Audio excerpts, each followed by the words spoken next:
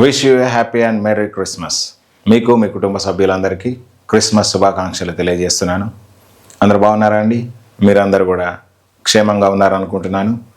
దేవుడు ఈ 2024 సంవత్సరం అంతా కూడా మనల్ని మన కుటుంబాలని క్షేమంగా కాపాడాడు. ఈ యొక్క సంవత్సరం యొక్క అంతములో క్రిస్మస్ను జరుపుకోవడానికి మనకిచ్చినటువంటి ఆయుష్కాలాన్ని బట్టి, ఆరోగ్యాన్ని బట్టి మొట్టమొదటగా దేవునికి మహిమ కలుగునుగాక. సంవత్సరాలు గతిస్తుంటుండగా దేవుడు తన మహిమను, తన కృపను నూతనంగా మన ఎడల చూపిస్తూ, మేలు వెంబడి మేలు చేస్తూ, అద్భుతం వెంబడి అద్భుతం జరిగిస్తూ, మనని తన కృపలో ప్రతి దినము కూడా అభిషేకిస్తూ హెచ్చిస్తూ ఉన్నాడు. అందుకై దేవునికి మహిమ కలుగునుగాక. ఈరోజు మనందరం కూడా యేసుక్రీస్తు ప్రభు యొక్క జన్మదినము పురస్కరించుకొని ఆయన ఎందుకోసం ఈ భూమి మీదకి వచ్చాడు, ఒక సంతోషకరమైనటువంటి సువర్తమానమును దూత ఈ భూమి మీదకి తీసుకొచ్చింది. లూకాసు వార్త 2వ అధ్యాయంలో, ఇదిగో ప్రజలందరికీ కలగబోవు మహా సంతోషకరమైన సువర్తమానము, అదేంటంటే దావీదు పట్టణమందు నేడు రక్షకుడు మీ కొరకు పుట్టి ఉన్నాడు. ఈ సంతోషకరమైనటువంటి వర్తమానం ఏంటంటే రక్షకుడు ఉదయించాడు అని. ఈ రక్షకుడైనటువంటి యేసు మరి వేటి నుంచి ఆయన రక్షిస్తాడు, ఆయన రక్షించినప్పుడు మనకు సంతోషం ఏ విధంగా కలుగుతుంది అనేది ఈరోజు మనము చూద్దాం. మనం చాలాసార్లు హ్యాపీ క్రిస్మస్, మెర్రీ క్రిస్మస్ అంటాం. ఆ సంతోషము, ఆ హ్యాపీనెస్ అనేది, ఆ యొక్క ఆనందం అనేటువంటిది మన హృదయంలో లేకుండానే చాలాసార్లు మనము చెప్తా ఉంటాం.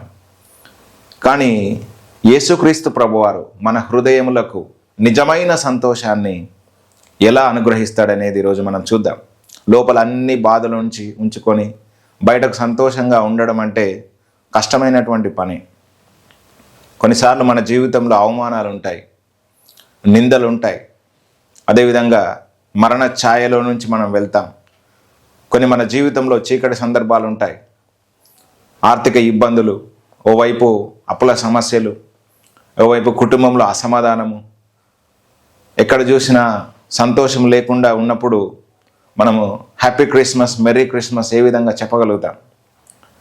మరి యేసుక్రీస్తు ప్రభువారు మహా సంతోషకరమైనటువంటి సువర్తమానమును, లేకపోతే మహా సంతోషాన్ని మనకు కలిగించేటువంటి ఆ వర్తమానమును ఈ భూమి మీదకి ఆ దూత తీసుకొని వచ్చింది.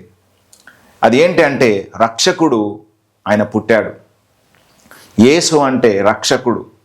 ఈ రక్షకుడైనటువంటి యేసు మనల్ని వేటి నుంచి రక్షిస్తాడు, ఆయన మన జీవితంలో వేటి నుంచి రక్షించడం ద్వారా మనకు ఆనందం ఇస్తాడు, ఆయన ఎలాంటి కార్యములు మన జీవితంలో చేస్తాడనేటువంటి విషయాలను ఈరోజు కొన్నిటిని మనం అర్థం చేసుకోవడానికి ప్రయత్నం చేద్దాం. మనం ఈ సమయంలో వాక్య ధ్యానము నిమిత్తమై యెషయా గ్రంథము 9వ అధ్యాయము 1వ వచనం నుంచి 7వ వచనం వరకు మనం చూద్దాం. ఇక్కడ ప్రవక్త అయినటువంటి యెషయా దేవుని యొక్క రాకను గురించి, యేసుక్రీస్తు ప్రభు యొక్క రాకను గురించి సుమారు 700 సంవత్సరాల పూర్వమే ఇక్కడ ప్రవచిస్తూ ఉన్నాడు. ఆ కాలంలో ప్రజలందరూ కూడా చెరలో ఉన్నారు, బంధకాల్లో ఉన్నారు, శ్రమలో ఉన్నారు, నిందల్లో ఉన్నారు, చీకటిలో ఉన్నారు, వేదనలను అనుభవిస్తున్నారు, అవమానాలను అనుభవిస్తూ ఉన్నారు. శత్రువు అయినటువంటి అష్షూరు రాజు, లేకపోతే నెబుకద్నెజర్ రాజు, నానా విధములైనటువంటి శత్రురాజులందరూ కూడా ఇశ్రాయేలు ప్రజలను దోచుకున్నారు. వాళ్ళకు ఆదరణ అనేటువంటిది లేదు. చీకటిలో తమ జీవితాన్ని వెళ్ళబుచ్చుకుంటున్నట్టుగా అనిపిస్తుంది. సంతోషం అనేటువంటిది లేదు. ఎక్కడ చూసినా అన్యాయము, అక్రమము, మోసము తమ జీవితంలో చూస్తూ ఉన్నారు. ఇట్లాంటి ప్రతికూల సందర్భంలో దేవుడు వారికి ఒక నిరీక్షణను, వారికి ఒక ధైర్యాన్ని, విశ్వాసాన్ని పుట్టించడానికి ఈ వాగ్దానాన్ని, లేకపోతే ఈ ప్రవచనాన్ని వారికి అందించినట్టుగా మనం చూస్తాం.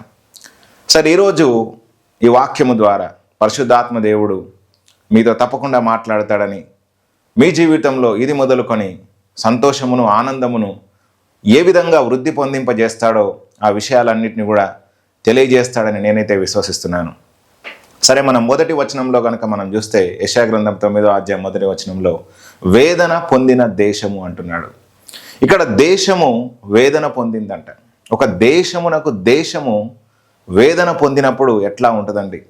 మనం 2019-20 సంవత్సరంలో చూస్తే కరోనా ప్రపంచం మొత్తాన్ని కమ్మేసింది. ప్రతి ఇంట్లో వేదననే, ప్రతి ఇంట్లో బాధనే. మనం ఎక్కడికి వెళ్ళాలన్నా భయపడ్డాం.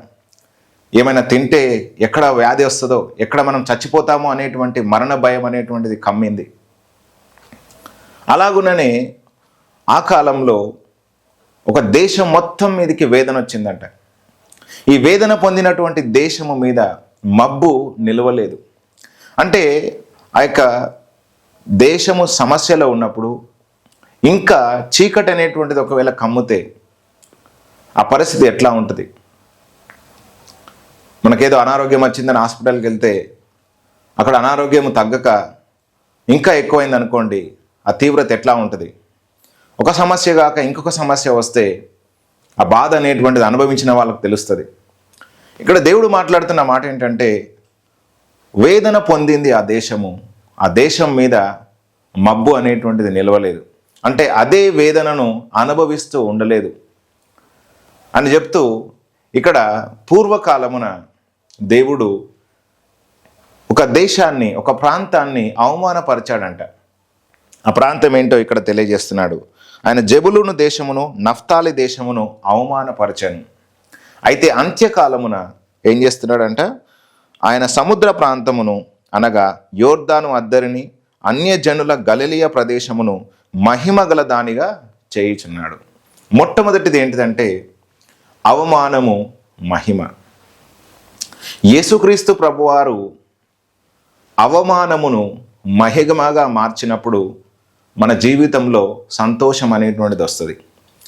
ఈరోజు మీ జీవితంలో ఏవేవైతే పూర్వకాలమున అవమానపరచబడ్డారో ఒకసారి మీరు ఆలోచన చేసుకోండి. మిమ్మల్ని ఎంతమంది అవమానపరిచారు? కొన్నిసార్లు మన జీవితంలో మనం తీసుకున్న నిర్ణయాలను బట్టి అవమానం అనేటువంటిది వచ్చింది కావచ్చు. కొన్నిసార్లు మనము ఆర్థికంగా సరిగా లేమని చెప్పేసి అవమానపరిచారు కావచ్చు. సరిగా అందంగా లేమని అవమానపరిచారు కావచ్చు. మనకంత జ్ఞానం లేదని చెప్పేసి మనని అవమానపరిచారు కావచ్చు. కొన్నిసార్లు మన యొక్క పరిస్థితులు మనని అవమానానికి తీసుకొచ్చాయి కావచ్చు. మన కుటుంబ సభ్యుల్ని మనని అవమానపరిచారు కావచ్చు. అయితే దేవుడు అంటున్న మాట ఏంటంటే, నేను మహిమపరచబోతున్నాను అని ఇక్కడ ఆయన మాట్లాడుతూ ఉన్నాడు. ఏ ప్రదేశం అయితే అవమానపరచబడిందో, ఏ విషయాల్లోనైతే మీరు అవమానపరచబడ్డారో వాటన్నిటిని మించి దేవుడు మహిమను, ఘనతను ఆయన ఇచ్చేటువంటి వాడై ఉన్నాడనేటువంటిది ఈరోజు మనందరం కూడా జ్ఞాపకం చేసుకోవాలి. ఈరోజు ఈ క్రిస్మస్ సందర్భముగా పరిశుద్ధాత్మ దేవుడు మీతో మాట్లాడుతున్న మాట ఏంటంటే, మీ అవమానమును ఆయన ఘనతగా మార్చబోతున్నాడు. మీరు ఏ చోట్లనైతే నిందల పాలయ్యారో, ఏ చోట్లనైతే మీ తలదించుకున్నారో, వేటి విషయాల్లోనైతే మీరు అందరిలో తిరగలేక, ఆ పండుగలకు అటెండ్ కాలేక, మీ బంధువుల యొద్దకు వెళ్ళక అవమానపరచబడ్డారో వాటన్నిటిని మించి దేవుడు ఘనతను తీసుకొస్తాడు. మీ భర్తకు ఉద్యోగం లేక, మీరు ఆర్థిక ఇబ్బందులు ఉండడం ద్వారా ఎంతోమంది మిమ్మల్ని అవమానపరిచారు కావచ్చు. మీ పిల్లలకు సరిగా వివాహాలు కాక, మీ పిల్లలకు వివాహాలైన పిల్లలు పుట్టక, లేకపోతే వివాహాలై డివోర్స్ అయినప్పుడు కావచ్చు, మీరు చిన్న చూపు చూడబడుతున్నారు కావచ్చు. మిమ్మల్ని అందరినీ కూడా అవమానపరిచారు కావచ్చు. అయితే దేవుడు ఈరోజు మాట్లాడుతున్న మాట ఏంటంటే, మీరు ఎక్కడనైతే అవమానపరచబడ్డారో అక్కడనే మీ తల నేను పైకెత్తుతాను అంటున్నాడు. నేను మీకు ఖ్యాతిని, ఘనతను ఇస్తాను అని చెప్పేసి అంటున్నాడు. కాబట్టి ఈరోజు నా ప్రియమైన సహోదరులారా, స్నేహితులారా, మీకున్నటువంటి అవమానములు, నిందలు, సమస్యలు అనేటువంటివి శాశ్వత కాలముగా ఉండవు. యేసుక్రీస్తు ప్రభువారు వాటిని పూర్తిగా తీసేస్తాడు. మీ నిందను తీసేస్తాడు. ఒకసారి మరియ యొక్క జీవితాన్ని మనం చూస్తే, మరియను యేసుక్రీస్తు ప్రభువారికి గర్భం ధరించినప్పుడు తను ఎన్నో విషయాలు అవమానపరచబడింది. వివాహం జరగకంటే ముందే ఆమె గర్భం ధరించిందని చెప్పేసి ఎంతోమంది తనకు చాటుగా నిందలు వేసిన వాళ్ళు ఉండొచ్చు, అవమానపరిచినటువంటి వాళ్ళు ఉండొచ్చు. కానీ ఆమె వాటన్నిటిని కూడా భరించింది. ఈరోజు మరియను ధన్యురాలుగా మనం పిలుస్తూ ఉన్నాం. కాబట్టి ఈరోజు మీరు అవమానపరచబడుతున్నప్పుడు, హేళన చేయబడుతున్నప్పుడు, నిందించబడుతున్నప్పుడు మీరు మౌనంగా ఉండండి. దేవుడు మిమ్మల్ని ఒక దినాన తప్పకుండా హెచ్చిస్తాడు. ఎవరైతే మిమ్మల్ని ఈరోజు అవమానపరిచారో వారే మీ యొద్దకు వచ్చి దేవుణ్ణి మహిమపరిచేటట్లుగా చేస్తారు. పరిశుద్ధ గ్రంథంలో మనం చూస్తే యోసేపు యొక్క జీవితాన్ని మనం గమనించినట్లయితే యోసేపును అన్నలు హేళన చేశారు, అవమానపరిచారు. వీడి కలలు ఏమవుతాయో, వీడి దర్శనాలు ఏమవుతాయో, మనం గుంటలో పడేసి వాడిని చంపేస్తే, లేకపోతే ఐగుప్తు దేశానికి అమ్మేస్తే వీడి గొప్పవాడు అవుతాడని చెప్పేసి అనుకున్నారు. దేవుడు చేయలేదా అండి? ఐగుప్తు దేశం అంతటికి కూడా ప్రధానిగా దేవుడు చేశాడు. ఏ అన్నలైతే అవమానపరిచి తనను హేళన చేశారో అదే అన్నలు తన ముందు మోకరేలేటట్టుగా దేవుడు చేశాడు. కాబట్టి ఈరోజు దేవునికి శక్తి ఉంది. మనుషులంగా మనకు శక్తి లేదండి. మన యేసుక్రీస్తు ప్రభువుకు శక్తి ఉంది. ఆయన లేనిదాన్ని ఉన్నదానిగా మారుస్తాడు. నీ యొక్క బలహీనతలన్నింటినీ కూడా బలముగా మార్చి నిన్ను ఉన్నతమైనటువంటి స్థాయిలో నిలబెడతాడనేటువంటిది ఈరోజు నేను మీ అందరికీ కూడా జ్ఞాపకం చేస్తున్నాను. అయితే ఇక్కడ మాట్లాడుతున్న మాట ఏంటంటే మహిమ గల దానిగా నిన్ను చేస్తాను అని చెప్పేసి అంటున్నాడు. ఈ అవమానము తీసేసి మహిమను దేవుడు నార్మల్గా ఇవ్వడు, గొప్ప మహిమనిస్తాడు. యోసేపుకు ఎంత మహిమ ఇచ్చాడండి! ఆ కాలంలో ఎకానమీ మొత్తం ఐగుప్తు దేశానికి వచ్చింది. ఎవరికైనా ఆహారం కావాలంటే ఐగుప్తు దేశానికి రావాలి. ఐగుప్తు దేశానికి వచ్చి మొట్టమొదటగా ఎవరిని కలవాలండి? యోసేపును కలవాలి. యోసేపును కలిసేటప్పుడు ప్రతి ఒక్కడు మోకరిల్లాల్సిందే యోసేపు ముందు. So that God exalted him all over the nations in that ages. ఆ సమయంలో అన్ని దేశాలలో అన్ని ప్రజలందరినీ మించి యోసేపును దేవుడు హెచ్చించాడు. అదేవిధంగా అబ్రహాం యొక్క జీవితాన్ని కూడా చూడండి. అబ్రహామును దేవుడు ఎంత గొప్పగా హెచ్చించాడు, ఎంత గొప్పగా మహిమపరిచాడు. ఈ దేశంలో లేకపోతే ప్రపంచంలో ఉన్న ప్రతి ఒక్కరిని కూడా దేవుడు అబ్రహాం సంతానంగా మార్చాడు. విశ్వాసులందరినీ కూడా అబ్రహాం అందరికీ తండ్రి అని చెప్పేసి దేవుడు నియమించి ఉన్నాడు. కాబట్టి నిందలు, అవమానాలు, శ్రమలు, కష్టాలు, బాధలు ఇవన్నీ కూడా ఎప్పుడు కూడా మనకు ఉండవు. యేసుక్రీస్తు ప్రభువారు వాటన్నిటినీ కూడా మహిమగా మారుస్తాడు. జెఫన్యా గ్రంథంలో ఒక మాట రాయబడి ఉంటుంది, మీరు ఎక్కడెక్కడనైతే అవమానపరచబడ్డారో, ఎక్కడనైతే మీరు హేళన చేయబడ్డారో అక్కడనే మీకు ఖ్యాతిని, మహిమను, ఘనతను మీకు ఇస్తానంటాడు. కాబట్టి ఈరోజు మీరు బంధువుల మధ్య, స్నేహితుల మధ్య, మీ యొక్క పని చేసే చోట, చదువుకునే చోట, ఉద్యోగం చేసే చోట, వ్యాపారం చేసే చోట, లేకపోతే మీరు పరిచర్య చేసే చోట, మీరు ప్రయాణాలు చేసే చోట, ఎక్కడెక్కడైతే మీరు అవమానపరచబడ్డారో అక్కడ దేవుడు మీ తలను పైకెత్తి ఉన్నతమైనటువంటి మహిమ చేత మిమ్మల్ని అలంకరిస్తాడని చెప్పేసి ఈరోజు నేను ప్రవచనపూర్వకంగా జ్ఞాపకం చేస్తున్నాను. ఒకవేళ మీరు విశ్వసిస్తే ఆమేనని చెప్పండి, ఆమేనని టైప్ చేయండి. సరే, రెండవదిగా మనం చూస్తే చీకటి నుంచి వెలుగులోనికి ఆయన తీసుకొస్తాడు. చీకటి అంటే అక్కడ రోగం ఉంటుంది, చీకటి అంటే మరణం ఉంటుంది, చీకటి అంటే పాపం ఉంటుంది. ఈ పాపము నుంచి, మరణము నుంచి, రోగము నుంచి, వ్యసనముల నుంచి దేవుడు విడిపించి గొప్ప వెలుగులోనికి ఆయన తీసుకొస్తాడంట. ఇక్కడ ఏమంటున్నాడు? చీకటిలో నడుచు జనులు గొప్ప వెలుగును చూచుచున్నారు. మామూలు వెలుగు కాదంట, గొప్ప వెలుగు అంట. చీకటిలో నడిచేటువంటి వారికి ఎటు వెళ్ళాలో తెలియదు, త్రోవ తెలియదు, దారి ఎరగక కొట్టుమిట్టాడుతూ ఉంటారు. ఆ గుడ్డితనంలో ఉన్నప్పుడు అది గుంటనా లేకపోతే తోవనా తెలియనటువంటి పరిస్థితిలో ఉంటారు. అట్లాంటి వారి మీద దేవుడు గొప్ప వెలుగును ఉదయింపజేస్తాడంట. అందుకే మొదటి పేతురు పత్రికలో అపోస్తలుడైనటువంటి పేతురు అంటాడు, మీరు చీకటిలో నుంచి ఆశ్చర్యకరమైన వెలుగులోనికి వచ్చారంటాడు. అందుకే పౌలు కూడా ఇంకొక మాట అంటాడు, అంధకార సంబంధమైన అధికారం నుంచి విడిపించి మిమ్ముని ఆయన కుమారుని యొక్క రాజ్యవాసులుగా చేశాడు అని చెప్పేసి అంటాడు. కాబట్టి ఈరోజు యేసుక్రీస్తు ప్రభువారు మీ చీకటి దినములను పోగొడతాడు, మీ మీద ఆయన ఉదయిస్తాడు. యెషయా గ్రంథం 60:1 మనం చూస్తే, లెమ్ము తేజరిల్లుము, వెలుగు నీ మీద ఉదయించింది, ఆయన నీ మీద ప్రకాశిస్తుంది, జనములు నీ యొద్దకు వస్తారు, నీ వెలుగునొద్దకు వస్తారు, నువ్వు ప్రకాశిస్తావు అని చెప్పేసి దేవుడు మాట్లాడుతూ ఉన్నాడు. బ్రదర్, నాకు ఈరోజు ఎన్నో సమస్యలు ఉన్నాయి, ఎంతో చీకటిలో ఉన్నాను, ఎవరికి చెప్పుకోలేని పరిస్థితిలో ఉన్నాను, దేవుడు తప్పకుండా నా పరిస్థితులను మారుస్తాడా? Yes, surely God will change your circumstances. నీ పరిస్థితులన్నిటినీ కూడా నిశ్చయముగా ఆయన మారుస్తాడు. చీకటిలో ఉన్న జనులు గొప్ప వెలుగును చూస్తారు. చీకటిలో ఉన్న నీవు గొప్ప వెలుగును చూస్తావు. దేవుడు నీ మీద ఉదయిస్తాడు. హల్లెలూయా. కాబట్టి దిగులు చెందకు నా సహోదరుడా, భయపడకు నా సహోదరి, దేవుడు నీ మీద ఉదయిస్తాడు. ఈరోజు నీ పరిస్థితులు ఎంత చీకటిలో ఉన్నా, ఎంత కృంగిపోయి ఉన్నా, దేవుడు తప్పకుండా ఆయన వెలుగిచ్చి నిన్ను నడిపిస్తాడు. చీకటిలో నుంచి వెలుగులోనికి వచ్చినప్పుడు అది ఎంత సంతోషంగా ఉంటుంది. ఉదాహరణకు ఒక 10 నిమిషాలు మీ ఇంట్లో కరెంట్ లేదనుకోండి, రాత్రి ఎంత వేదన, ఎంత బాధ ఉంటుంది. ఎటు వెళ్ళాలో మనకు తెలియదు, ఏం చేయాలో అర్థం కాదు. కానీ ఎప్పుడైతే వెలుగు లేకపోతే కరెంటు మనకు వచ్చినప్పుడు మనం ఎంత సంతోషిస్తాం, అన్ని పనులు కూడా మనం చేసుకోగలుగుతాం.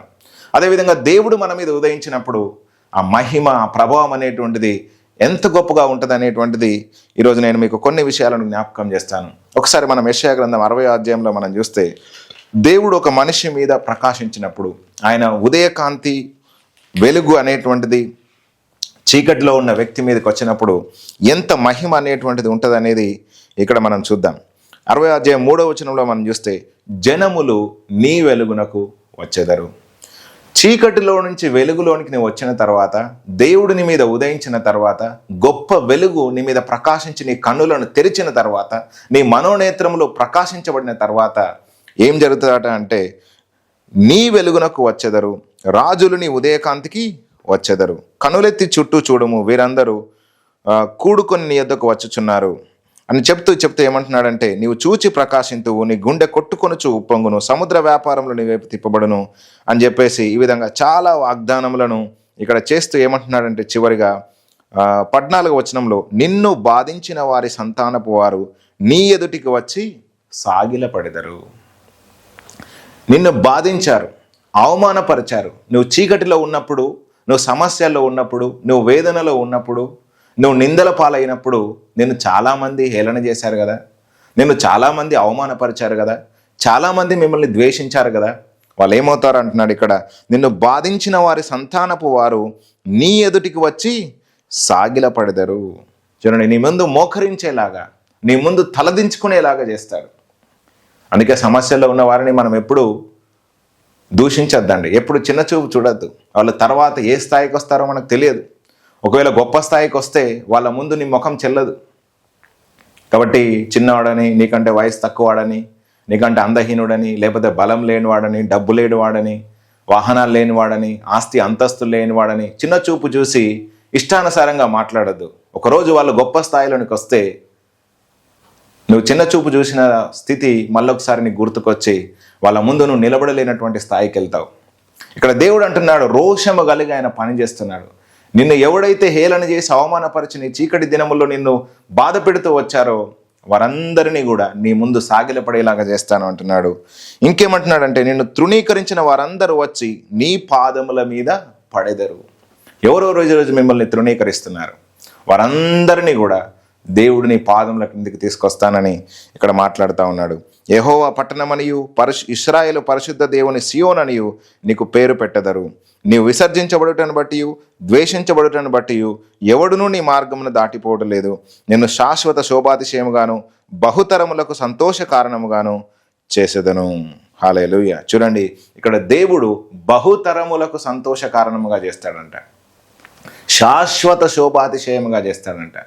నువ్వు విసర్జించబడుటను బట్టి, ద్వేషించబడుటను బట్టి, తృణీకరించబడుటను బట్టి ఈరోజు నీ ఇంటికి ఎవరు రావట్లేదు కావచ్చు, నీకు డబ్బు లేదని చెప్పేసి ఎవరు నిన్ను పలకరించట్లేదు కావచ్చు, నీకు అందం లేదని చెప్పేసి ఎవడు మిమ్మల్ని చూడలేట్లేదు కావచ్చు, మీ స్థాయి చాలా తక్కువ అని చెప్పేసి ఎవడు మీ యొక్క మార్గంలో వెళ్ళట్లేదు కావచ్చు. ఇక్కడ దేవుడు కలగజేసుకొని మరి నిన్ను శాశ్వతమైన శోభాతిశయముగా, బహుతరములకు సంతోష కారణంగా నేను చేస్తానని ఇక్కడ ఆయన వాగ్దానం చేస్తూ ఉన్నాడు. చూడండి, మనం దావీదు యొక్క జీవితాన్ని చూస్తే, యెషై కుమారుడైనటువంటి దావీదును ఆ 7 అన్నలు, అదేవిధంగా తల్లిదండ్రులు కూడా పట్టించుకోలేదు. సమూయేలు వచ్చి మీ కుమారుల్లో ఒకరిని అభిషేకిస్తానని చెప్పేసి పిలువమన్నప్పుడు, ఆ బలర్పించడానికి మీ కుమారులు అందరూ కూడా కుటుంబం అంతా ఉండాలి అని చెప్పేసి అన్నప్పుడు 7 అన్నదమ్ములు అక్కడ ఉన్నారు, కానీ చిన్నవాడినటువంటి దావీదు ఆ పొలంలో గొర్రెల యొద్ద ఉన్నాడు. ఎందుకండి, దావీదు కూడా వారితో పాటు ఉండాలి కదా. గొప్ప ప్రవక్త సమూయేలు వారి ఇంటికి వచ్చినప్పుడు దావీదును కూడా వారితో పాటు ఉంచుకోవాలి. కానీ వాళ్ళ అన్నదమ్ములు, అదేవిధంగా తల్లిదండ్రులు చిన్న చూపు చూశారు. అరే నువ్వెందుకురా, నువ్వు ఆ పొలంలో ఉండు, ఆ గొర్రెలను చూసుకో, ఏదైనా ఉంటే మేము చేస్తాం, మేము బలర్పిస్తాం, ఆ సమూయేలును మేము ఎదుర్కొంటాం, నువ్వు ఉండాల్సిన అవసరం లేదు అని చెప్పేసి వారు అన్నారు. కానీ దేవుడు మర్చిపోయాడా అండి? 7 దేవుడు త్రోసేసి చిన్నవాడైనటువంటి దావీదును దేవుడు ఎన్నుకున్నాడు. అందుకే అక్కడ ఒక మాట రాయబడి ఉంటుంది, 1 సమూయేలు గ్రంథం 16వ అధ్యాయంలో, మనుషులు పైరూపాన్ని లక్ష్య పెడతారు కానీ దేవుడు హృదయ అంతరంగములను చూస్తాడు. ఈరోజు నీ పై రూపాన్ని, నీ డబ్బును, నీ అందాన్ని, నీ హోదను చూసి జనాలు ఒకవేళ నీకు విలువ ఇవ్వచ్చు, మర్యాద ఇవ్వకపోవచ్చు. కానీ దేవుడు నీ హృదయాన్ని చూస్తాడు. ఎవరైతే దీనులై ఆయన దగ్గర తగ్గించుకుంటారో వారిని ఆయన హెచ్చిస్తాడు. ఆయన మహిమ ప్రభావముల చేత వారిని అలంకరిస్తాడు. హెచ్చైనటువంటి స్థితిలో వారిని నిలబెట్టి ఆయన కిరీటమును ధరింపజేస్తాడనేటువంటి విషయాన్ని ఈరోజు నేను మీ అందరికీ కూడా జ్ఞాపకం చేస్తున్నాను. కాబట్టి ఈరోజు నా ప్రియమైన సహోదరులారా, స్నేహితులారా, దావీదు వలె మీరు కూడా మీ కుటుంబ సభ్యుల చేత ఒకవేళ తృణీకరించబడ్డారు కావచ్చు, మీ సమాజం చేత వెలివేయబడ్డారు కావచ్చు, మీరు చిన్న స్థితిలో ఉన్నారని చెప్పేసి మీ ఇంటికి ఎవరు కూడా రావట్లేదు కావచ్చు, మీకు ఎవరు కూడా మర్యాద ఇవ్వట్లేదు కావచ్చు, మిమ్మల్ని ఎవరు కూడా పలకరించట్లేదు కావచ్చు. ఇక్కడ దేవుడు మాట్లాడుతున్న మాట ఏంటంటే, బహుతరములకు నిన్ను శోభాతిశయముగా, బహుతరములకు సంతోష కారణముగా, శాశ్వతమైనటువంటి ఆ యొక్క కిరీటమును నీకు పెట్టి ఉన్నతమైనటువంటి స్థానంలో నేను నిలబెడతానని చెప్పేసి ఇక్కడ దేవుడు వాగ్దానం చేస్తున్నాడు. ఎందుకంటే ఆయన వెలుగు నీ మీద ప్రకాశిస్తుంది, ఆయన కృప నీకు దొరికింది. కాబట్టి ఇక మీదట నువ్వు చీకటిలో ఉండవు, ఇక మీదట నువ్వు మరణాంధకారంలో ఉండవు, ఇక మీదట నువ్వు బలహీన స్థితిలో ఉండవు. దేవుడు నిన్ను తప్పకుండా హెచ్చిస్తాడు అని చెప్పేసి ఈరోజు నేను ధైర్యంగా విశ్వాసంతో మాట్లాడుతూ ఉన్నాను. కాబట్టి ఇక్కడ చూసినట్లయితే చీకటిలో ఉన్న జనుల మీద గొప్ప వెలుగు ప్రకాశించినప్పుడు వారి జీవితం ఎట్లా మార్చబడుతుందో ఇంతవరకు కూడా మనం చూస్తూ వచ్చాం. ఇక మీదట వారు సిగ్గునొందరు, ఇక మీదట వారు అవమాన పాలుగారు, ఇక మీదట వారిని చూసినటువంటి ప్రతి ఒక్కరూ వీరు యెహోవా చేత దీవించబడిన ప్రజలని, వీరు దేవుని పట్టణము అని, పరిశుద్ధ జనము అని చెప్పేసి పిలువబడతారని చెప్పేసి ఇక్కడ దేవుడు మాట్లాడుతూ ఉన్నాడు. ఇంకా మనం చూసినట్లయితే 20వ వచనంలో 19వ వచనంలో, ఇక మీదట పగలు సూర్యుని ప్రకాశము నీకు వెలుగుగా ఉండదు, నీకు వెలుగిచ్చుటకై చంద్రుడు ఇకను ప్రకాశింపడు, యెహోవాయే నీకు నిత్యమైన వెలుగగును, నీ దేవుడు నీకు భూషణముగా ఉండును, నీ సూర్యుడు ఇకను అస్తమింపడు, నీ చంద్రుడు క్షీణింపడు, యెహోవాయే నీకు నిత్యమైన వెలుగుగా ఉండును, నీ దుఃఖ దినములు సమాప్తములగును. చాలు చూడండి, దేవుడే ఎట్లా ఉంటాడంట? నిత్యమైన వెలుగుగా ఉంటాడు. నిత్యమైన వెలుగు. సూర్యుడు ఒక 12 గంటలు ఉంటాడు, 12 గంటలు చీకటి వస్తుంది. కానీ దేవుడు నీ మీద నిత్యమైన వెలుగుగా ఉంటాడని చెప్పేసి ఇక్కడ అంటున్నాడు. ఇక మీదట ఆయన నీ మీద ప్రకాశించకుండా ఉండలేడు. అంటే దేవుడే నీ మీద ప్రకాశిస్తే ఇక మీదట నువ్వు చీకటిలో ఉంటావా? చీకటి సంబంధమైన క్రియలు నీ మీద పనిచేస్తాయా? నువ్వు వెలుగు సంబంధివి, ఆత్మ సంబంధివి, వెలుగు క్రియలు, ఆ యొక్క మంచి సమాధానము, ప్రేమ చేయడానికి నువ్వు పిలువబడ్డావు. కాబట్టి ఇక్కడ ఏమంటున్నాడు? ఆయనే మీకు నిత్యమైన వెలుగుగా ఉంటాడు. కాబట్టి నీ దుఃఖ దినములను ఆయన సమాప్తం చేస్తాడు. ఇది క్రిస్మస్ సందర్భముగా పరిశుద్ధాత్మ దేవుడు నీతో మాట్లాడుతున్న మాట ఏంటంటే, నీ దుఃఖ దినములను ఆయన సమాప్తము చేయబోతున్నాడు. నీ దుఃఖ దినములను ఆయన సమాప్తము చేయబోతున్నాడు. మళ్ళొకసారి చెప్తాను, నీ దుఃఖ దినములను దేవుడు సమాప్తము చేయబోతున్నాడు. ఈరోజు వేటి గురించి అయితే నువ్వు దుఃఖిస్తున్నావో వాటన్నిటినీ కూడా మర్చిపోయేంత ఆనందము, మర్చిపోయేంత సంతోషము, ఆ సంతోష కిరీటమును దేవుడిని తల మీద ధరింపజేస్తాడని చెప్పేసి నేను ఈరోజు ధైర్యంగా మాట్లాడుతూ ఉన్నాను. ఇంకా మనం చూసినట్లయితే, నీ జనులందరూ నీతిమంతులై ఉందరు, నన్ను నేను మహిమపరుచుకున్నట్లు వారు నేను నాటిన కొమ్మగాను నేను చేసిన పనిగాను ఉండి దేశమును శాశ్వతంగా స్వతంత్రించుకొందరు. వారిలో ఒంటరి అయిన వాడు 1000 మంది అగును, ఎన్నిక లేని వాడు బలమైన జనమగును. ఈరోజు ఎన్నిక లేని స్థితిలో నువ్వు ఉండొచ్చు, ఒంటరి వాడవుగాను ఉండొచ్చు, కానీ దేవుడు బలమైన జనముగా చేస్తానని ఇక్కడ వాగ్దానం చేస్తూ ఉన్నాడు. కాబట్టి నా ప్రియమైన సహోదర సహోదరులారా, స్నేహితులారా, దేవుడు మిమ్మల్ని బలమైన జనముగా చేస్తానని ఆయన వాగ్దానం చేస్తూ ఉన్నాడు. ఆయనే మీకు నిత్యమైన వెలుగుగా ఉండి మిమ్మల్ని ఆ యొక్క బలపరుస్తానని చెప్పేసి కూడా మాట్లాడుతూ ఉన్నాడు. మీ దుఃఖ దినములన్నీ పోగొట్టి సంతోష వస్త్రము ధరింపజేస్తానని చెప్పేసి ఆయన వాగ్దానం చేస్తూ ఉన్నాడు. కాబట్టి సంతోషించండి నా సహోదరులారా, ఆనందించండి. ఆయన వాగ్దానం చేశాడు. ఆ వాగ్దానం చేసినటువంటి దేవుడు మానవుడు కాదు, నరమాత్రుడు కాదు, సజీవుడైనటువంటి దేవుడు.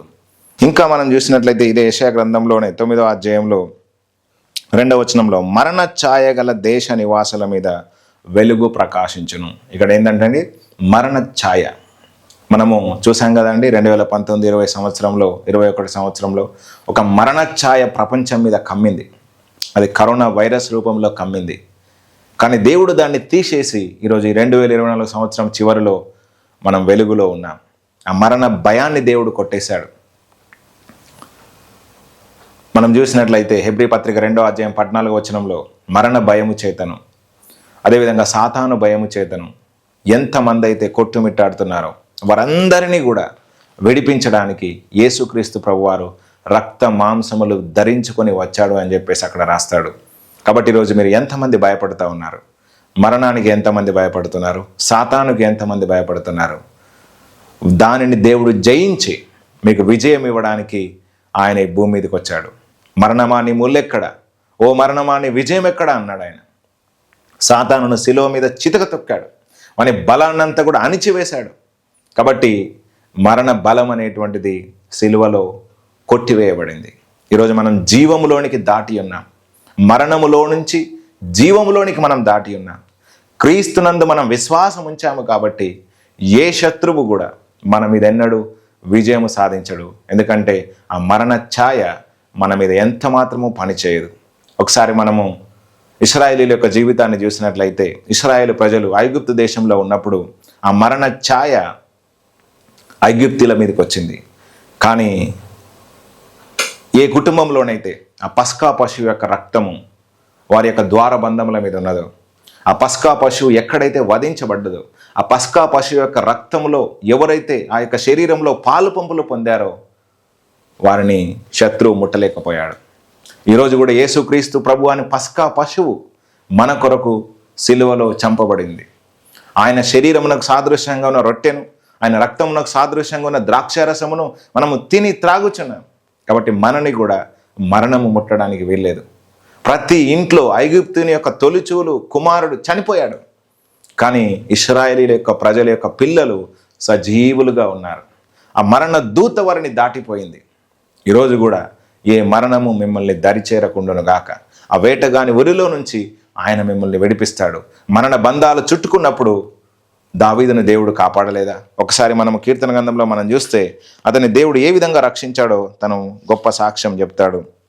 116వ కీర్తనలో మనం చూసినట్లయితే 3వ వచనంలో మరణ బంధములు నన్ను చుట్టుకొని ఉండెను, పాతాళపు వేదనలు నన్ను పట్టుకొని ఉండెను, శ్రమయు దుఃఖమును నాకు కలిగెను. అప్పుడు యెహోవా దయచేసి నా ప్రాణమును విడిపించుమని యెహోవా నామమును బట్టి నేను మొరపెట్టి తిని. యెహోవా దయాళుడు నీతిమంతుడు, మన దేవుడు వాత్సల్యత గలవాడు, యెహోవా సాధువులను కాపాడువాడు, నేను కృంగి ఉండగా ఆయన నన్ను రక్షించను అని చెప్తే 8వ వచనంలో మరణం నుండి నా ప్రాణమును, కన్నీళ్లు విడవకుండా నా కన్నులను, జారి పడకుండా నా పాదములను నీవు తప్పించి ఉన్నావు.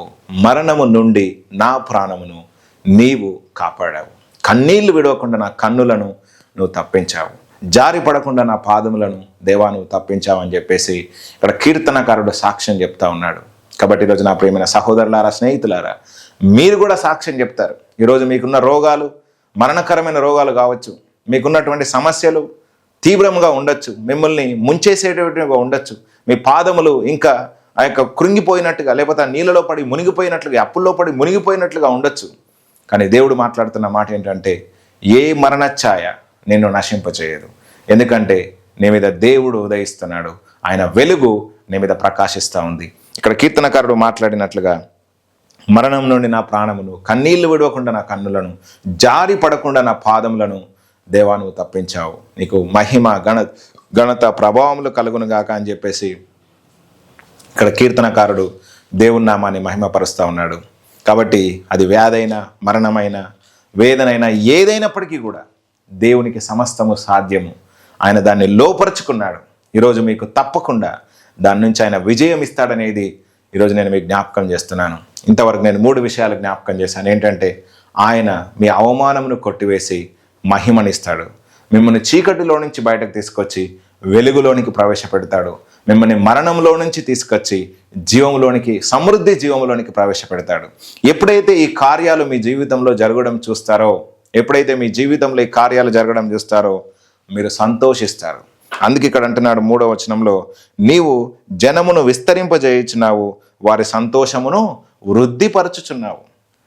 ఎప్పుడు హ్యాపీ క్రిస్మస్ అంటామండి? మన అవమానాలు పోయి మహిమ వచ్చినప్పుడు, ఆ చీకటి నుంచి వెలుగులోనికి వచ్చినప్పుడు, ఆ మరణ ఛాయలో నుంచి జీవంలోనికి ప్రవేశించినప్పుడు మనము సంతోషిస్తాం, ఆనందిస్తాం. హల్లెలూయా. ఈ వాక్యం వింటున్నటువంటి మీరు ఈరోజు వెలుగులో ఉన్నారని నేను నమ్ముతున్నాను, జీవంలో ఉన్నారని నేను నమ్ముతున్నాను. అదేవిధంగా ఆ యొక్క మహిమ కొరకు సిద్ధపరచబడ్డ వారని నేనైతే రూఢిగా నమ్ముతున్నాను. ఇంకా దేవుడు ఏం చేస్తాడంట? వారి సంతోషమును వృద్ధి పొందిస్తాడంట. ఎట్లా వృద్ధి పొందిస్తాడో ఒక ఉదాహరణ చెప్తా ఉన్నాడు. కోత కాలమున మనుషులు సంతోషిస్తారంట. చూడండి, 6 నెలలు కష్టపడ్డ తర్వాత ఆ రైతు ఆ పంటను కోసుకున్నప్పుడు ఎంత ఆనందిస్తాడు. ఆ సంతోషము, ఆనందం అనేటువంటిది వెలకట్టలేనటువంటిది.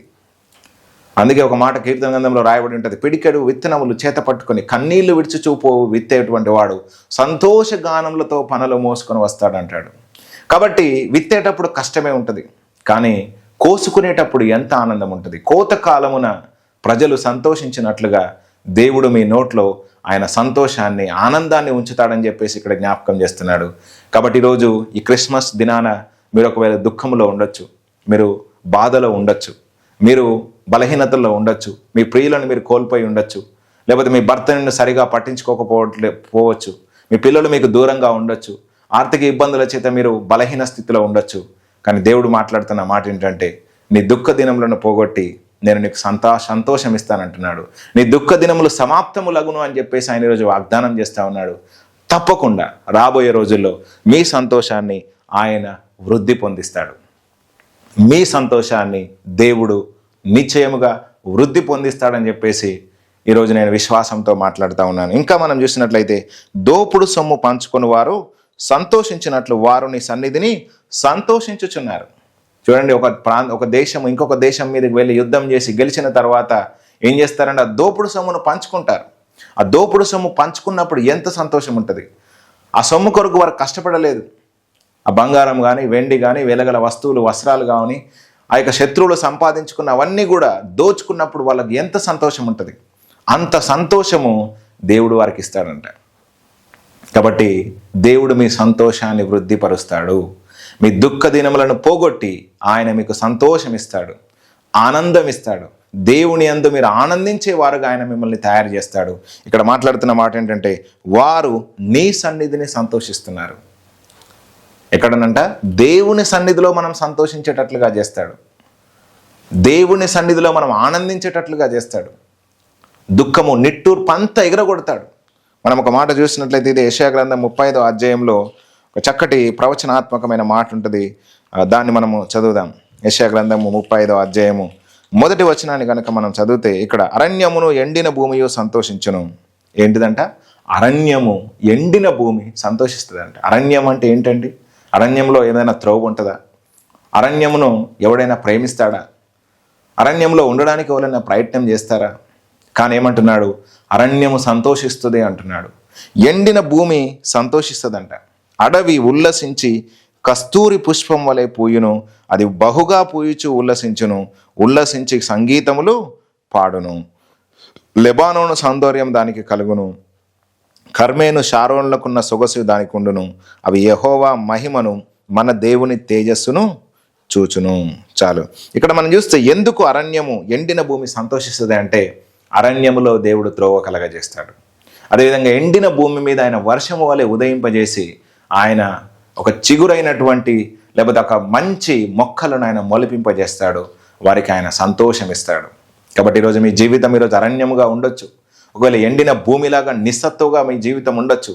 కానీ దేవుడు ఆయన వర్షము వలె మీ మీద ఉదయించి ఆ వర్షము వలె మీ యొక్క జీవితం మీద ఆయన వర్షాన్ని కుమ్మరించి మిమ్మల్ని తప్పకుండా ఆశీర్వదిస్తాడని, మీ యొక్క ఆ యొక్క సంతోషమును వృద్ధి పొందింపజేస్తాడని ఈ సమయంలో నేను జ్ఞాపకం చేస్తున్నాను. అప్పుడు మీరు ఏం చేస్తారంటే, ఉల్లసించి సంగీతములు పాడునట్లుగా చేస్తాడు. ఈరోజు మీరు దుఃఖ దినములు సలుపుతున్నారా? దేవుడు మీ యొక్క నోట్లో ఆనంద పాటలు ఉంచుతాడు, ఆనంద కీర్తన మీ నోట్లో ఉంచుతాడు. అందుకే కీర్తనకారుడు అంటాడుగా చాలా చోట్ల, నా నోట్లో కొత్త కీర్తన ఉంచాడు, ఆనంద కీర్తనలు ఉంచాడు. నేను నా సదాకాలము నేను దేవుణ్ణి కీర్తిస్తాను, ఎల్లప్పుడూ ఆయనను సంతోషంతో ఆరాధిస్తానని చెప్పేసి చాలా సందర్భాల్లో దావీదు జ్ఞాపకం చేస్తూ వస్తాడు. కాబట్టి ఈరోజు నా ప్రియమైన సహోదరులారా, స్నేహితులారా, దేవుడు మీ సంతోషాన్ని వృద్ధి పొందించడం మాత్రమే కాదు, ఆ సంతోషాన్ని సదాకాలం ఉంచుతాడు. ఈరోజు సంతోషం ఉండి రేపు మళ్ళీ బాధలు వస్తాయి కొన్నిసార్లు, కానీ వాటన్నిటిని మించి గొప్ప సంతోషము, ఆనందము, దేవుని సన్నిధిలో సంతోషించే ఆనందము మీకు ఎప్పుడు కూడా అనుగ్రహిస్తాడని చెప్పేసి ఇక్కడ జ్ఞాపకం చేస్తున్నాడు. ఇంకా మనం చూస్తే 4వ వచనంలో, మిద్యాను దినమున జరిగినట్లు వాని బరువు కాడిని నీవు విరిచి ఉన్నావు. మిద్యాను దినమున దేవుడు ఏం చేశాడంటే ఇశ్రాయేలు ప్రజల మీద ఉన్న బరువు కాడిని విరిచి వేశాడు. ఈ మిద్యాను ఎవడు? ఈ మిద్యానీయులు ఏం చేశారు ఇశ్రాయేలులో కని గనక మనం చూస్తే, మనము న్యాయాధిపతుల గ్రంథంలో కనుక మనం చదివితే, ఇశ్రాయేలు ప్రజలు చేసినటువంటి దోషములను బట్టి, ఆ పాపములను బట్టి దేవుడు న్యాయాధిపతుల కాలంలో మిద్యానీయులకు దేవుడు వారిని అప్పగించాడు. ఈ మిద్యానీయులు ఏం చేశారనేది మనం ఒకవేళ చదివితే, న్యాయాధిపతుల గ్రంథం 6వ అధ్యాయము 1వ వచనం నుంచి కనుక చదివితే, ఇశ్రాయేలీలు యెహోవా దృష్టికి దోషులైనందున యెహోవా 7 ఏళ్ళు వారిని మిద్యానీయులకు అప్పగించాను. ఎన్ని సంవత్సరాలంట? 7 years they are under captivity. 7 సంవత్సరాలు ఈ కాడి, మిద్యానీయుల యొక్క కాడి ఎవరి మీద ఉందండి? ఇశ్రాయేలు ప్రజల మీద ఉందంట. 7 సంవత్సరాలు వారిని ఏం చేశారనేది మనం చూస్తే, మిద్యానీయుల చెయ్యి ఇశ్రాయేలీల మీద హెచ్చాయను గనుక వారు మిద్యానీయుల ఎదుట నిలవలేక కొండలోనున్న వాగులను, గుహలను, దుర్గములను తమకు సిద్ధపరచుకుని, ఇశ్రాయేలీలు విత్తనములు విత్తిన తర్వాత మిద్యానీయులను, అమాలేకీయులను, తూర్పున నుండి వారును తమ తమ పశువులను, గుడారములను తీసుకొని మిడతల దండంత విస్తారముగా వారి మీదకి వచ్చి వారి ఎదుట దిగి గాజాకు పోవునంత దూరము భూమి పంటను పాడు చేసి ఏం చేస్తున్నారండి? మిద్యానీయులు అంతా ఇశ్రాయేలు ప్రజల మీదకి వచ్చి ఏం చేస్తున్నారు? ముఖ్యంగా వారి పంటను పాడు చేశారు. వారి ఆహారాన్ని ఏం చేశారంట? పాడు చేశారు. ఇప్పుడు పంట రాకపోతే ఎంత బాధ అవుతుందండి? కష్టపడి మీరు పంట వేశారు, వరో లేకపోతే జొన్ననో లేకపోతే మొక్కజొన్ననో లేకపోతే ఇంకేదో వేశారు, చెరుకు ఏదో వేశారు. మీరు పండించేటువంటి పంట మీ చేతికి రాకపోతే ఎంత బాధ అవుతుంది? మీరు ఉద్యోగం చేశారనుకోండి, ఆ శాలరీ మీకు రాలేదనుకోండి, వ్యాపారం చేశారనుకోండి, ఆ వ్యాపారంలో లాభం రాలేదనుకోండి, ఎంత బాధ అవుతుంది? ఆ పంట అనేటువంటిది మీ చేతికి రాకపోతే అది ఎంత బాధ అవుతుంది? ఇక్కడ ఏం చేస్తున్నాడు? శత్రువు వారి పంటను పాడు చేస్తున్నాడంట. శత్రువు వారి రాబడిని దోచుకుంటున్నాడు, లేకపోతే నష్టం చేస్తున్నాడు. నష్టం చేసినప్పుడు ఏమైందంట? ఒక గొర్రెను కానీ, ఎద్దను కానీ, గాడిదను కానీ, జీవన సాధనమైన మరే దేనిని కానీ ఇశ్రాయేలులకు ఉండనీయలేదు. ఒక్క గొర్రె, మేక, లేకపోతే గాడిద, ఎద్దు ఏది లేదంట. అయ్యో మేము కల్టివేషన్ చేసుకొని మేము పంట పండించుకుంటామనో, వాళ్ళు కొన్ని ఎడ్లను ఉంచుకున్నారు, వాటిని తీసుకొని పోయారు. లేకపోతే గొర్రెలను మేపుకొని బతుకుతామంటే ఆ గొర్రెలను తీసుకుపోయారు, గాడిదలను తీసుకెళ్లారు. ఏమీ లేదు, పంట లేదు, ఏమీ లేదు. ప్రాణాలతో ఉంటే చాలనుకున్నారు ఆ 7 సంవత్సరాలు. ఏం జరిగింది ఇంకా చూడండి. వారును వారి ఒంటెలను లెక్కలేక ఉండెను, దేశమును పాడు చేయుటకును వారి దానిలోనికి వచ్చిరి. ఇశ్రాయేలీయులు మిద్యానీయుల వల్ల మిక్కిలి హీన దశకు వచ్చినప్పుడు వారు యెహోవాకు మొరపెట్టిరి. చూడండి, మిక్కిలి హీన దశలో వాళ్ళు దేవునికి మొరపెట్టారు. ఆ మిద్యానీయులు 7 సంవత్సరాలు ఘోరముగా బాధ పెట్టినప్పుడు వాళ్ళకున్నాయాన్ని దొంగిలించుకుపోయి, వాళ్ళకున్నాయాన్ని నష్టం చేసి, ఘోరమైనటువంటి హీన దశకు వచ్చినప్పుడు వాళ్ళు ఏం చేశారంట? ప్రార్థన చేశారు. ప్రార్థన చేసినప్పుడు దేవుడు వారి ప్రార్థనను విని వారిని విడిపించడానికి ఎవరిని తీసుకొచ్చాడు? యెరుబ్బయలను దేవుడు తీసుకొచ్చినట్టుగా, అంటే గిద్యోనును దేవుడు ఏర్పాటు చేసుకున్నట్టుగా మనం చూస్తాం. ఆ గిద్యోను 300 మందితో మిద్యానీయులను ఓడగొట్టినట్టుగా మనం చూస్తాం. బహుమంది చేతనైనా దేవుడు విజయం ఇవ్వగలడు, కొద్ది మంది చేత దేవుడు విజయం ఇవ్వలేడా అని చెప్పేసి గిద్యోను దేవుని అందు విశ్వాసం ఉంచి అద్భుతమును చూసినట్టుగా మనం చూస్తాం. ఆ విస్తారమైనటువంటి దండుగా ఉన్నటువంటి మిద్యానీయులను కేవలము ఆ 300 మంది వారిని జయించినట్టుగా మనం చూస్తాం. కాబట్టి ఆ మిద్యానీయుల కాడిని దేవుడు ఏం చేశాడండి? విరగొట్టాడు. గిద్యోనును దేవుడు ఏర్పాటు చేసుకొని, గిద్యోను హస్తములను దేవుడు బలపరిచి వారి కాడిని విరగొట్టి విజయం ఇచ్చినట్టుగా చూస్తూ ఉన్నాం. దేవుడు ఆ సంఘటనను జ్ఞాపకం చేస్తున్నాడు. ఆ మిద్యానీయులు బాధ పెట్టారు కదా, వాళ్ళు బాధ పెట్టడం ద్వారా మిక్కిలి హీన దశకు పోయారు కదా. వారు మీ యొక్క పంటను దొంగిలించారు కదా, వారు మీ వద్ద ఉన్నటువంటి గాడిదలను, గొర్రెలను, మేకలను, ఎద్దులను అన్నిటిని కూడా తీసుకొని పోయారు. మీ వద్ద ఏమీ లేకుండా చేశారు కదా. ఆ కాడిని విరగొట్టి మళ్ళీ నేను మీకు ఏ విధంగా సమకూర్చానో అదే రీతిగా ఆ మిద్యాను దినమున నేను చేసినట్టు మీకు చేస్తాను అని చెప్పేసి ఇక్కడ దేవుడు మాట్లాడుతూ ఉన్నాడు. ఈరోజు ఈ వాక్యం వింటున్నటువంటి నా ప్రియమైన సహోదరులారా, స్నేహితులారా, మిమ్మల్ని కూడా మీ శత్రువులు బాధ పెడుతున్నారు కావచ్చు, మీ యొక్క పని అభివృద్ధి చెందట్లేదు కావచ్చు, మీరు ఎంత కష్టపడ్డా మీరు గొప్పవారు కాలేకపోతున్నారు కావచ్చు, మీకు రావాల్సినటువంటి ఆశీర్వాదము, దీవెన, పంట రాకుండా అపవాది మిమ్మల్ని ఆ యొక్క దొంగిలిస్తున్నాడు కావచ్చు, శత్రువు మీకు బాధ కలిగిస్తున్నాడు కావచ్చు, శత్రువు బాధ పెట్టడం ద్వారా మీరు మిక్కిలి హీన దశకు పోయారు కావచ్చు. ఈరోజు దేవుడు మాట్లాడుతున్న మాట ఏంటంటే, ఆ కాడిని విరగ్గొడతానని చెప్పేసి దేవుడు అంటున్నాడు. హల్లెలూయా. ఈరోజు మీ మీద శత్రువైన సాతాను మోపిన ప్రతి కాడిని ఆయన విరగ్గొడతాడు. యేసు క్రీస్తు ప్రభువారు మీ మీద ఆయన శత్రువు మోపిన ప్రతి కాడిని ఆయన విరగ్గొడతాడు. అందుకే యేసయ్య అన్నాడు, మీరు నా యొద్దకు రండి, నేను మీకు విశ్రాంతి ఇస్తాను. ప్రయాసపడి భారం మోసుకుని వచ్చిన సమస్త జనులారా నా యొద్దకు రండి, నేను మీకు విశ్రాంతినిస్తాను. నేను మీకు విశ్రాంతినిచ్చినప్పుడు, నేను మీకు సంతోషం ఇచ్చినప్పుడు, నేను మీకు సమాధానం ఇచ్చినప్పుడు మీ ప్రాణములు నెమ్మదిగా ఉంటాయి. కాబట్టి నా యొద్దకు వచ్చి నేర్చుకోండి, నేను సాత్వికుడను, దీన మనస్సు గలవాడను, మీ యొక్క కాడి లేకపోతే మీ యొక్క భారాలన్నీ నా మీద వేయండి అని చెప్పేసి దేవుడు అంటున్నాడు. కాబట్టి నా ప్రియమైన సహోదరులారా, స్నేహితులారా, దేవుడు మీ కాడులన్నీ విరగ్గొట్టి మీకు సమాధానము, నెమ్మది, ఆనందము, ఆశీర్వాదం ఇస్తానని చెప్పేసి ఇక్కడ జ్ఞాపకం చేస్తూ ఉన్నాడు. ఇంకా మిద్యానీయులు ఏం చేశారంటే, మనం చూస్తే ఆ యొక్క మెడకు కట్టు కర్రను ఏం చేస్తాడంట, విడిచి వేస్తారంట. వ్యవసాయం చేసే వాళ్ళకి తెలుస్తూ ఉంటుంది. ఆ ఎద్దులకు రెండిటికి ఏం చేస్తారంటే కాని లేకపోతే కాడి అనేది పెడతారు. ఆ భారం పెట్టినప్పుడు అవి ఏం చేస్తాయి, మోసుకెళ్తాయి. బండిని కావచ్చు, నాగలిని కావచ్చు. ఆ కాడిని విరిచేసినప్పుడు ఆ ఎడ్లు ఎట్లా ఉంటాయండి, సంతోషంగా, విశ్రాంతిగా ఉంటాయి.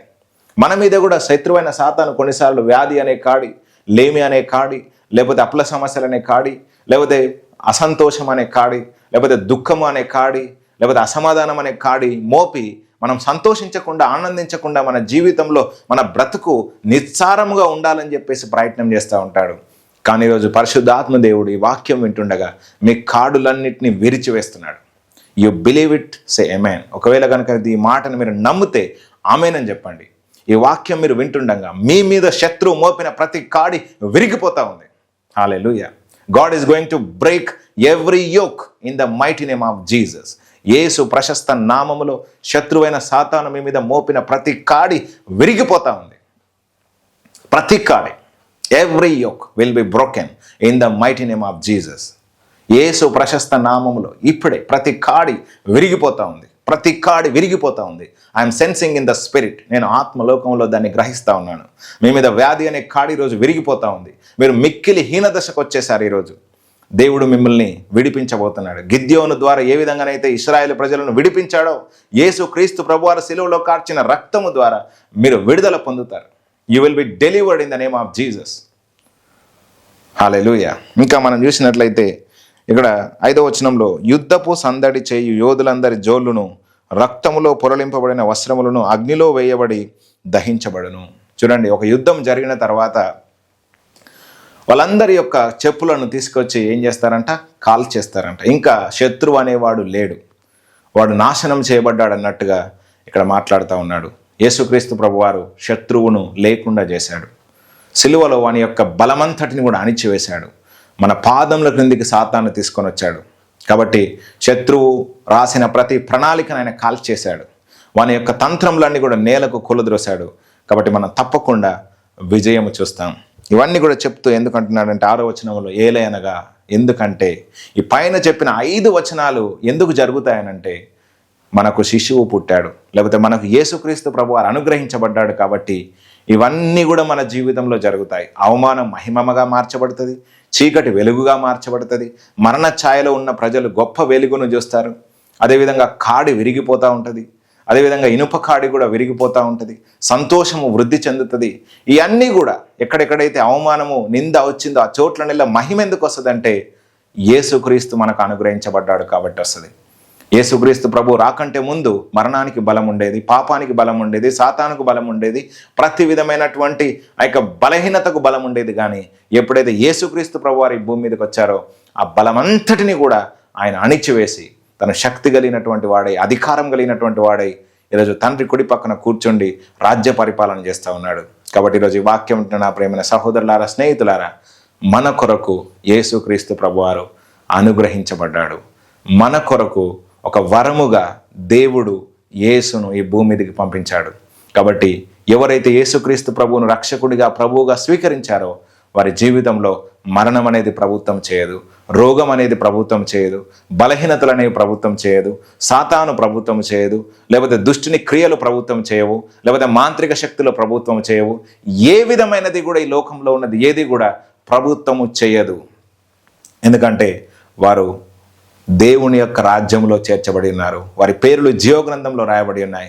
సమస్తమును కూడా దేవుడు వారికి లోపరిచి ఉన్నాడు అనేటువంటిది వాస్తవం. ఇంకా మనం చూస్తే ఆ కుమారుని యొక్క భుజము మీద రాజ్యభారం ఉంటుంది అని, ఆయన ఆశ్చర్యకరుడు, ఆలోచనకర్త, బలవంతుడైన దేవుడు, నిత్యుడగు తండ్రి, సమాధానకర్త, అధిపతి అని అతనికి పేరు పెట్టబడనని చెప్తూ 7వ వచనంలో చూస్తే, ఇది మొదలుకొని మితి లేకుండా దానికి క్షేమము వృద్ధి కలుగునట్లు సర్వకాలము దావీదు సింహాసనమును రాజ్యమును నియమించును.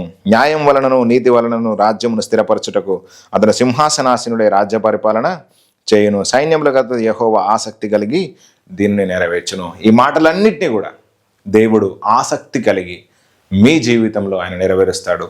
ఈరోజు అవమానాలను మహిమగా మారుస్తాడు, చీకటిని వెలుగుగా మారుస్తాడు, మరణమును జీవమునకు మారుస్తాడు, మీ సంతోషాన్ని వృద్ధి పొందిస్తాడు, మీ మీద సాతాను మోపిన ప్రతి కాడిని విరగొడతాడు, మరణ ఛాయలో ఉన్న నీవు బయటకు వస్తావు. దేవుడు నిశ్చయముగా ఆయన వేగముగా ఆసక్తి కలిగి పనులన్నీ చేస్తాడని చెప్పేసి ఈరోజు నేను ప్రవచనాత్మకంగా విశ్వాసంతో మాట్లాడుతున్నాను. ఇంకా చాలా విషయాలు ఉన్నాయి కానీ సరిపోతుంది. కాబట్టి సందేశం ద్వారా మీరు దీవించబడ్డారని, ఆశీర్వదించబడ్డారని నేనైతే నమ్ముతున్నాను. దేవుడు ఒకవేళ ప్రవచనాత్మకంగా ఈ వాక్యం ద్వారా మీరు మాట్లాడితే తప్పకుండా మీ బంధువులకు, స్నేహితులకు ఈ వాక్యాన్ని షేర్ చేయండి. దేవుడు మిమ్మల్ని దీవిస్తాడు. ఈ సమయంలో మనం ప్రార్థన చేసుకుందాం. నజరేయుడా యేసయ్యా, మీరు ఇంతవరకు మాట్లాడిన ప్రతి మాటను బట్టి వందనాలు.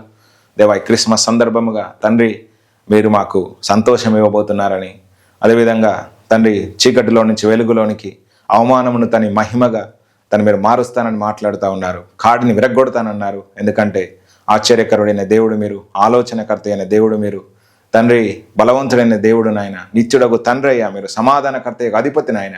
మీ సమాధానము, మీ ఆదరణ, మీ నెమ్మది, మీ బలము దాన్ని ప్రతి ఒక్కరికి అనుగ్రహించమని, దేవా మీ దీవెనలు, సమాధానము, ఆశీర్వాదము దయచేయమని యేసునామమున ప్రార్థిస్తున్నాము తండ్రి. ఆమేన్. అందరికి వందనాలండి. మరొకసారి మీకు, మీ కుటుంబ సభ్యులందరికీ happy and merry Christmas. God bless you.